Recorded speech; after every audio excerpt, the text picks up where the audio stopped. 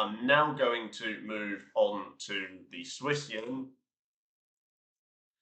So I've got the Swiss yen here. I've done tons and tons of videos on this because if you look at the Swiss yen on something like your monthly, you can see it has ascended for a significant period of time. In other words, it's come up from your 107 area, okay?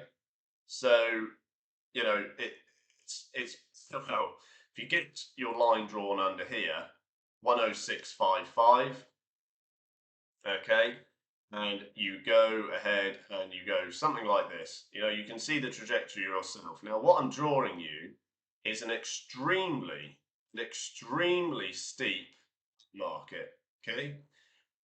That's because the sentiment around strength for the Swiss yen and the sentiment around weakness for the Japanese, sorry, the strength for, oh God, I haven't had enough coffee today, I think.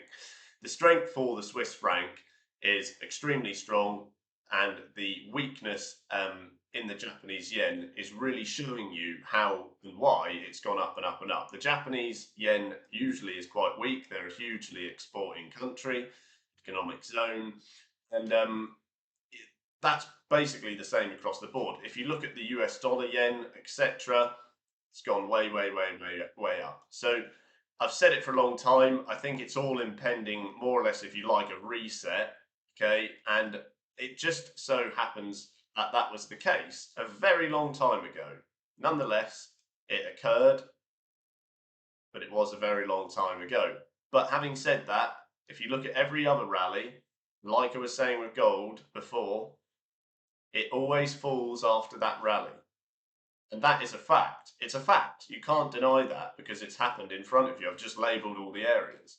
So if you've gone up from 107 and you're at 167, or you've gone up to that area, you're now seeing price rejection, it's going to be unsustainable for this asset, this FX pair, to go up and up and up and up and up and up and up forever.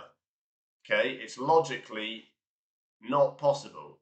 And you've just really got to be careful with that. So I should think eventually you'll come back to something like this. Okay, and you can watch this back in the future. And that is because you've got key price action there. You're making a floor. And you've got your earliest movement average creeping up. Now, as I say so many times, the market, factually again, always comes back to your moving averages. When has it not come back to your moving averages? Never. It always does. So you can be safe in the mind that eventually it's going to come back to those moving averages, unless the market just stops working and goes up forever.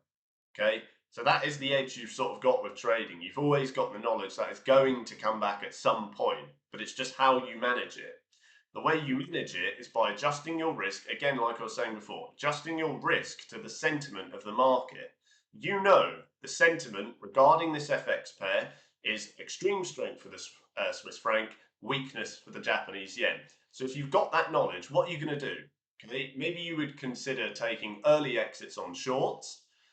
Maybe you could consider hedging where possible. Maybe you would consider taking much lighter positions over a further stretch. All of these things allow you to make a far more risk-averse assumption and decision based on the market at the moment, okay? Because like I said, it's gone up and up and up and up because people are persistently buying the Swiss franc against the Japanese yen, just like they are across the board on your yen pairs. You can also make yourself slightly more risk-averse by naturally diversifying. In other words, not buying every single, or sorry, not selling every single yen pair, but only taking a select few or even just one, okay? Now, it's worth noting as well that these trades can take a significant period of time. And the reason why is because you've come up for such a long time. So if you've come up for 3 or 4 years, 4 years now, since it is literally 4 years. I mean, even if you take it back to this point, let's say 4.5 years, then it might take a year or two to fall dramatically, but it will happen for a sustained period of time, just like you saw right over here. Okay, you saw a move from 134 all the way to 102. Enormous retracement on this move here. So the larger the move up, normally the larger the move down. You can see this coincided with a 0.618 fib and various levels of price action that you can visibly see on the left-hand side. So the lesson overall is simply, we don't know when it's going to stop. It's like a train with no end to the track. You don't know when it is going to stop going up, okay? But to make money specifically, you don't need to know that. You just have to be a wise market trader, protect your equity where possible, naturally diversify, drop your risk, be more risk averse, and you'll stand a far better chance. Or simply just don't trade yens. That's okay. You don't have to trade yens.